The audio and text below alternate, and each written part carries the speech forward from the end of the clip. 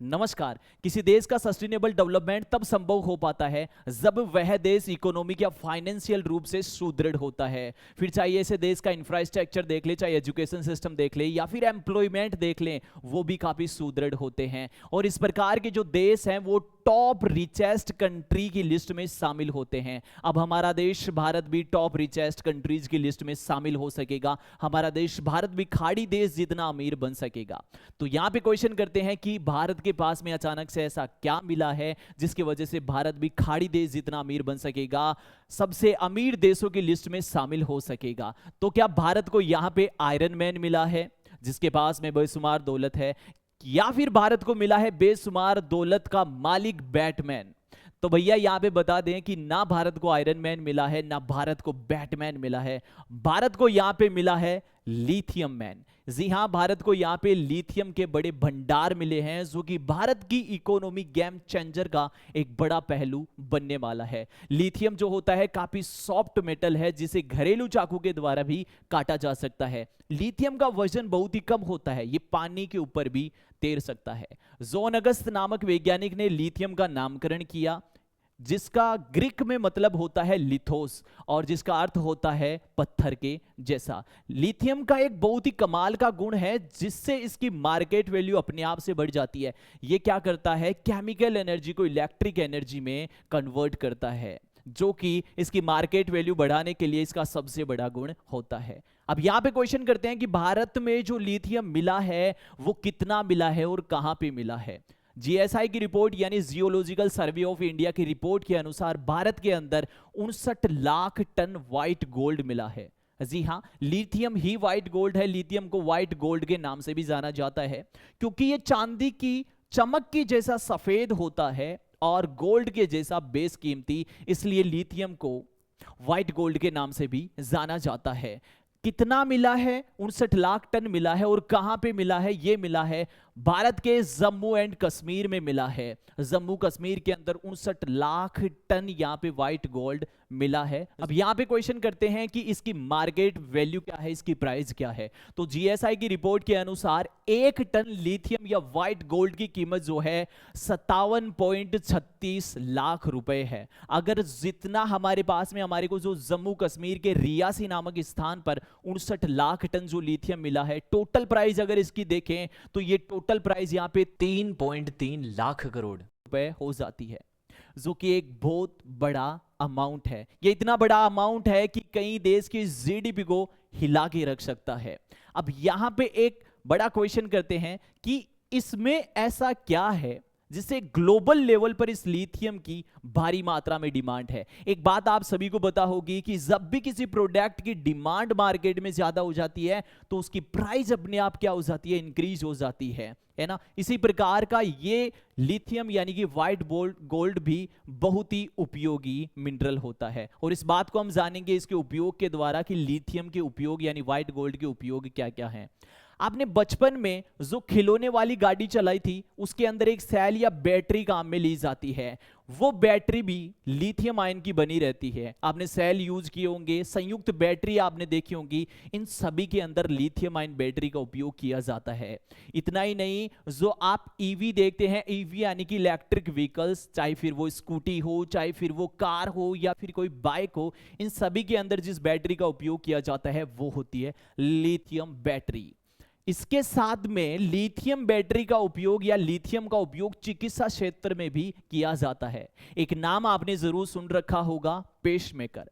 Pacemaker एक ऐसा device है जिसे एक्सटर्नल रूप से हृदय के पास में इम्प्लांट किया जाता है, जो कि कृत्रिम रूप से हृदय को विद्युत आवेग प्रदान करता है और जिसकी वजह से हमारा हृदय जो है लयबद्ध तरीके से धड़कता रहता है। यहाँ पे जो पेसमेकर होता है उसमें भी बैटरी का यूज किया जाता है और ये बैटरी बनी रहती है लिथियम आयन की। बहुत सारे यहाँ पे गैजेट्स बनाए जाते हैं, चाहे आपका सेल फोन हो गया, चाहे आपकी घड़ी हो गई, दीवार घड़ी हो गई, जितने भी गैजेट्स आप जिसमें बैटरी डलती है वो लिथियम आयन बैटरी की बनती है। अब आप सपोज कर सकते हैं कि कितने सारे गैजेट्स जिनको हम डेली लाइफ में यूज करते हैं, जिनमें बैटरी डाली जाती है, वो लिथियम की बनी रहती है। लिथियम के अलावे भी बनी रहती है, लेकिन हम यहाँ पे लिथियम की बात कर रहे हैं और लिथियम का उपयोग यहाँ पे इस बैटरी या गैजेट्स बनाने में किया जाता है। कितने सारे करोड़ों की संख्या में वाहन हैं, इन सभी के अंदर जो बैटरी लगी है, आने वाले प्रत्येक इन व्हीकल्स के अंदर लिथियम से बनी हुई बैटरी का उपयोग किया जाएगा और किया भी जा रहा है। एक रिपोर्ट के अनुसार, जीएसआई की एक रिपोर्ट के अनुसार, भारत 2030 तक पूरे साधनों को इलेक्ट्रिक व्हीकल्स में चेंज करने की पॉलिसी ला रहा है। उसकी बड़ी वजह है लिथियम आयन बैटरी प्रदूषण बहुत ही कम करती है। क्वेश्चन यहां पे एक बड़ा क्वेश्चन किया जाए कि क्या भारत में जितना भंडार मिला है लिथियम का, इसके अलावा किसी कंट्री के अंदर लिथियम के भंडार नहीं है क्या? क्या पहली बार भारत में लिथियम मिला है? देखिएगा, एक इस मैप के द्वारा इस बात को समझते हैं। भारत में ही नहीं अपितु भारत के अलावा भी अदर कंट्रीज में लिथियम के बड़े मीट्रिक टन के अंदर भंडार मिले हैं। जैसे यहां पे सबसे ज्यादा मात्रा में आप 2021 की रिपोर्ट के अनुसार देख सकते हैं, चिली के अंदर 92 लाख मीट्रिक टन लिथियम का भंडार मिला है। इसी प्रकार से यहां पे पुर्तगाल के अंदर 60,000 मीट्रिक टन, इसी प्रकार से अमेरिका में 7.50 लाख है मीट्रिक टन, इसी प्रकार से ब्राजील, अर्जेंटीना, जिम्बाब्वे, ऑस्ट्रेलिया, चीन 15 लाख मीट्रिक टन लिथियम के भंडार मिले हैं, है ना। यानी कि भारत को अब पता चला है, भारत को अब प्राप्त हुआ है। इससे पहले देश, अदर जो कंट्रीज हैं, लिथियम का पूरी तरीके से इस्तेमाल कर रहे हैं। अब इससे पहले कि मैं आपको एक बहुत ही इंपॉर्टेंट बात बताऊं, एक आपसे पर्सनल रिक्वेस्ट रहेगी कि आज के जमाने के साथ में आपको अपडेट रहना जरूरी है, इंपॉर्टेंट इंफॉर्मेशन आपको लेते रहना जरूरी है, और मैं आपके लिए हमेशा इस प्रकार का कंटेंट उपलब्ध कराता हूं और कराता रहूंगा जिसमें आपकी नॉलेज बढ़े, आप अपडेट रहें। तो आपको चैनल को सब्सक्राइब जरूर से कर लेना है, आपका प्यार जरूर से यहाँ पे शो करना है। आपका एक लाइक, एक कमेंट, आपका एक सब्सक्राइब मेरे लिए मोटिवेशन का काम करेगा। तो आप चैनल को जरूर से सब्सक्राइब करना और अपने रिलेटिव्स के साथ में भी शेयर करना। इंपॉर्टेंट बात यह आ जाती है, अगर भारत में जो हमें जम्मू कश्मीर में लिथियम मिला है, अगर हम उसे प्राप्त कर पाए, निकाल पाए और उसका उपयोग करना शुरू कर दिया, तो यह हमारे लिए दो तरीके से प्रॉफिटेबल होगा। किस प्रकार से प्रॉफिटेबल होगा? देखो, अब तक जो भारत के अंदर गैजेट्स बने हैं लिथियम आयन बैटरी के द्वारा, वो खुद लिथियम भारत से प्राप्त नहीं किया गया है। तो कहां से? अदर कंट्रीज भारत की लिथियम की डिमांड की सप्लाई कर रही हैं। 10 से अधिक कंट्रीज से भारत लिथियम मंगाता है, इंपोर्ट करता है, और एक बड़ा भुगतान यानी अमाउंट उन्हें दिया जाता है। सीधी सी बात है, जब आप कोई प्रोडक्ट खरीदते हैं तो उसके बदले में आपको अमाउंट तो देना ही पड़ता है। 2020-21 की एक फाइनेंशियल ईयर रिपोर्ट के अनुसार भारत 6,000 करोड़ का लिथियम दूसरे देशों से इंपोर्ट कर चुका है। यानी एक यूनिकॉर्न कंपनी के लगभग बराबर अमाउंट यहां पे लिथियम में दिया जा चुका है, और ये प्राइस हर साल इंक्रीज होती रहती है क्योंकि इसकी डिमांड क्या है, बहुत ज्यादा है। तो यहां पे मैंने कहा दो तरीके से ये लिथियम भारत के लिए इकोनॉमिक रूप से प्रॉफिटेबल बन के रहेगा, दो तरीके से मेजर रूप से।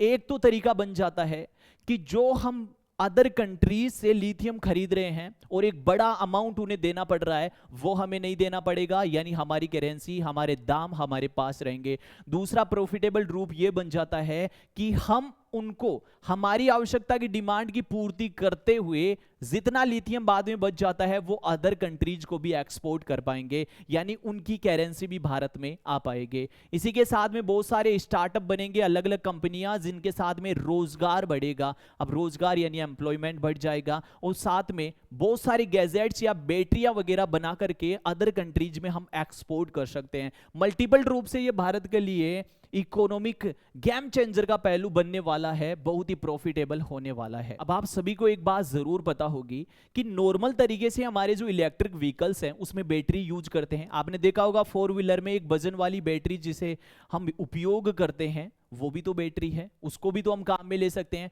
फिर लिथियम बैटरी को ही इतना ज्यादा डिमांडेबल प्रोडक्ट क्यों बनाया गया है, यानी हम काम में ज्यादा क्यों ले रहे हैं? इस क्वेश्चन का आंसर हम इनमें डिफरेंस के द्वारा देख सकते हैं।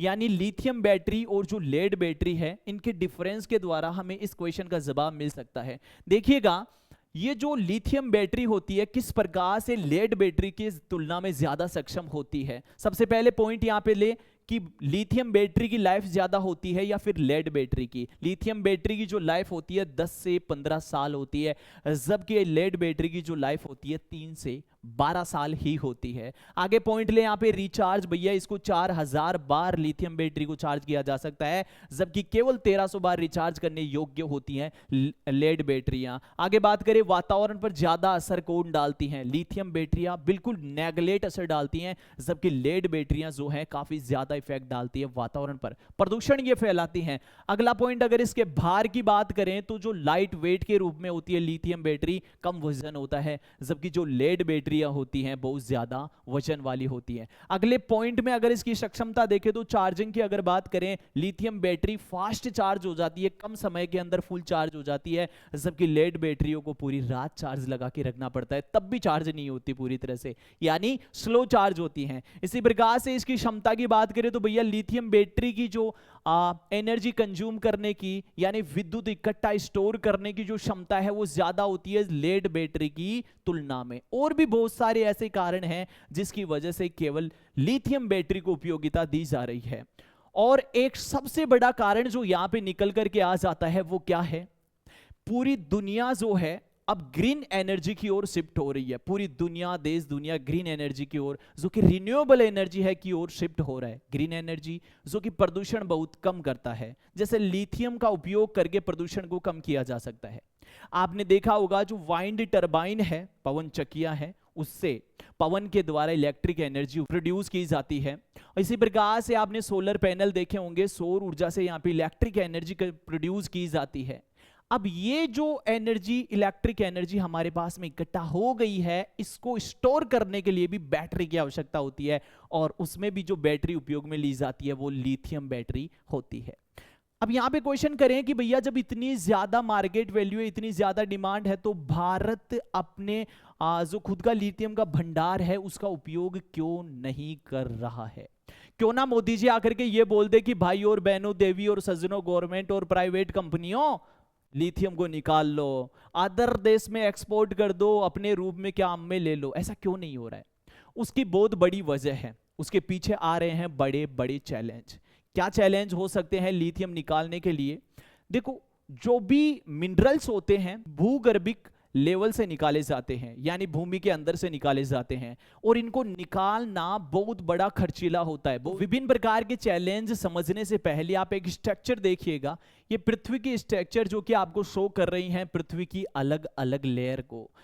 जो भी मिनरल पदार्थ होगा पृथ्वी की अलग अलग लेयर से हमें प्राप्त होता है, और इनको निकाल पाना भी क्या होता है, काफी महंगा पड़ जाता है। क्योंकि पहले तो ये पता लगाया जाता है यहाँ पे मिनरल्स यानी कि जो भी उपयोगी पदार्थ है वो है या नहीं। जब इसका कंफर्मेशन हो जाता है तब उसके बाद में इसे निकाला जाता है, बड़े बड़े प्लांट लगाए जाते हैं, तो एक बहुत बड़ा खर्चीला कार्य हो जाता है। और कौन से ऐसे रीजन हैं जिसकी वजह से भारत जो जम्मू कश्मीर में यहाँ पे जो लिथियम का भंडार मिला है उसे निकाल न पाने में सक्षम नहीं है? अब ऐसा नहीं है कि केवल अभी ये लिथियम का भंडार भारत में मिला है, इससे पहले कर्नाटका में भी 1600 टन लिथियम मिल चुका है, लेकिन ये इसकी मात्रा इतनी कम थी, यदि हम इसे निकाले 1600 टन को तो इससे भी ज्यादा जिसकी वैल्यू से भी ज्यादा खर्चा हो जाता। इसकी वजह से उस कर्नाटका वाले लिथियम को नहीं निकाला गया। लेकिन अब इतनी बड़ी मात्रा है, 59 लाख टन लिथियम की मात्रा है, तो यहां पे खर्चा भी किया जा सकता है।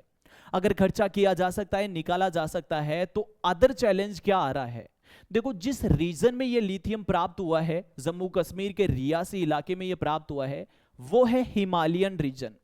और हिमालयन जो रीजन है यहां का वो है भूकंप प्रभावित क्षेत्र, यानी यहां पर भूकंप आते रहते हैं, भूकंप प्रभावित क्षेत्र है। अगर यहां के एरिया में माइनिंग की जाएगी, खनन कार्य किया जाएगा, तो यहां की जमीन जो है खिसक सकती है। अब आपको पता है माइनिंग तो करनी पड़ेगी पदार्थ को निकालने के लिए, तो भूकंप प्रभावित क्षेत्र में माइनिंग करने से वहां की जमीन खिसक जाएगी, जो कि एक बहुत बड़ा चैलेंज हमारे सामने आ जाता है।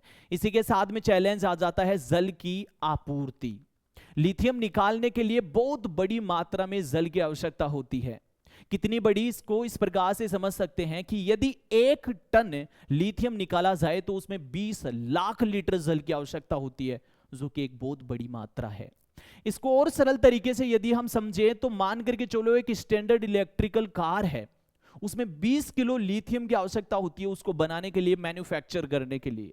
अब यदि इस 20 किलो लिथियम को हम भूगर्भिक लेवल से निकालें तो 40,000 लीटर जल की आवश्यकता होगी। इसकी वजह से जल की आपूर्ति हो पाना भी मुश्किल है। लेकिन ये लिथियम की इतनी बड़ी अमाउंट है कि यहां पे गवर्नमेंट के द्वारा जल की आपूर्ति भी कर दी जाएगी और यहां से लिथियम निकाल लिया जाएगा।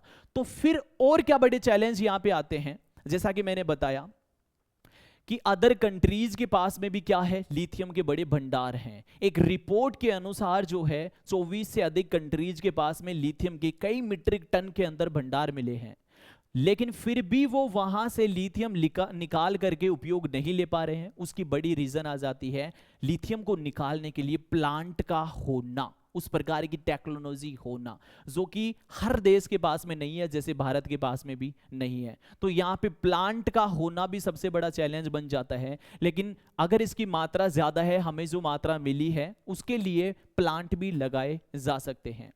तो बोले जब जल की आपूर्ति हो सकती है, प्लांट लगाए जा सकते हैं, है ना, तो फिर बड़ा चैलेंज यहाँ पे और क्या आ जाता है, फिर इस लिथियम को निकाला क्यों नहीं जा रहा। देखो आपने एक नाम जरूर सुन रखा होगा, G4, G3, G2, G1 confirmation, ये लेवल होते हैं जिनमें से हमने G4 और G3 लेवल को पार कर लिया है। ये एक स्टडी होती है जिससे ये कंफर्म किया जाता है कि इस स्थान पर कोई भी मिनरल पदार्थ है या नहीं है। G4 लेवल के द्वारा पता लगाया जाता है कि यहाँ पे उपलब्धता है, G3 के द्वारा ये पता चल जाता है कितनी मात्रा में है। ये कंफर्मेशन लेवल होते हैं। अब हम किस चीज का इंतजार कर रहे हैं, जम्मू कश्मीर यूनिवर्सिटी के प्रोफेसर श्रीवास्तव की रिपोर्ट का इंतजार कर रहे हैं। उनके द्वारा बताया जाएगा कि G2 और G1 स्टडी करके कि यहाँ की जो भूमि है वहां से हम लिथियम निकाल सकते हैं या नहीं। यह चैलेंज हमारे लिए सारा सबसे बड़ा चैलेंज बन जाता है। बाकी चैलेंज चाहे जल की आपूर्ति हो, चाहे पैसे की कमी हो, सारी पूरी कर दी जाएंगी और भारत की जो गवर्नमेंट है इसके लिए एक से एक बड़ी एक्शन ली जा रही है, यानी ले रहा है और इस लिथियम को निकालने के लिए बड़े कदम उठा रहा है। एक बात यहां पे इंपॉर्टेंट जान लीजिए, जब G4 और G3 लेवल की स्टडी की गई उस दौरान 20 साल का समय लग गया। इसका मतलब GSI के द्वारा ये पहले ही कंफर्म बता दिया गया था कि जम्मू कश्मीर के अंदर इतना मात्रा के अंदर एक बड़ा भंडार लिथियम का उपलब्ध है। फिर 20 साल से हम क्या कर रहे थे, 20 साल से हम केवल G4 और G3 स्टेज यानी कंफर्मेशन ही पार कर पाए। उसकी वजह क्या है, मॉडर्न टेक्नोलॉजी का अभाव होना, कंफर्मेशन टेक्नोलॉजी का अभाव होना। तो अब जो इंतजार रहेगा G1 और G2 स्टडी का, जैसे स्टडी हो जाती है और हमें पता चल जाता है कि यहां से लिथियम निकाला जा सकता है तो पूरे जोरों शोरों के साथ में भारत इसे निकालने में सक्षम हो जाएगा और इसका उपयोग किया जाएगा। जैसा कि मैंने प्रॉफिटेबल आपको पहले ही बता दिया कि हम अदर देशों में इंपोर्ट नहीं करेंगे और एक्सपोर्ट कर सकेंगे। बहुत भारी मात्रा के अंदर रुपए बच भी जाएंगे और रुपए आएंगे भी। अगर बात आपको सारी समझ में आ गई है तो आप लाइक जरूर करना और चैनल को सब्सक्राइब बिल्कुल भी करना मत भूल जाना, बेल आइकन को प्रेस कर लेना। अब मेरी बात एक सुनो, इस प्रकार की डेली अपडेटेड वीडियो मैं आपके लिए लेकर के आता रहता हूं, तो लाइक करना बनता है। पूरी ईमानदारी के साथ में आप अपने रिलेटिव्स, अपने दोस्त के साथ में जरूर से शेयर कीजिएगा। और आप खुद से देख पा रहे हैं कि प्रकृति भी भारत के फेवर में है। प्रकृति प्राकृतिक रूप से भी ये संवेदनाएं हैं कि भैया भारत भी इकोनॉमिक रूप से क्या बन जाए, सुदृढ़ बन जाए, टॉप रिचेस्ट कंट्रीज की लिस्ट में शामिल हो जाए। तो आपको लाइक करना तो जरूर बनता है, अपने दोस्तों के साथ में जरूर से शेयर कर देना पूरी ईमानदारी के साथ में। ठीक है, मिलते हैं ऐसे ही इंपॉर्टेंट वीडियो के साथ में। तब तक के लिए आप सभी प्यारे मित्र मस्त रहो, व्यस्त रहो, मोटिवेट रहो। Thank you so much.